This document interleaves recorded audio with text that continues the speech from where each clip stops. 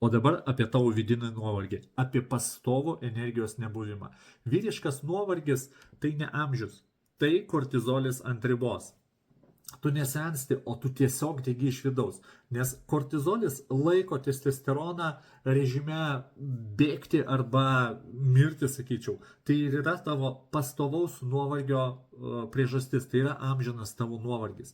Kodėl aš kalbu apie vandenį, kurį taip dažnai rekomenduoju gerti? Todėl, kad gyvas vanduo tai yra elektrolitas tavo vidinėje batareikoje, kuris užsikūrė nuo judesio. Todėl judėjimas yra vienas iš svarbiausių vyriškos sveikatos faktorių. Negulėjimas, nesėdėjimas ant lovos, o judėjimas. Antras dalykas, svarbu pakrauti vandenį. Ne tik tai ta vidinė batareika, ne tik tai vanduo, bet ir mityba. Tam tikri maisto produktai ją atima iš tavęs energiją, atima tavo gyvybinę energiją, o taip pat po to tu neklaus, kodėl 2 minutės trunki lovoje.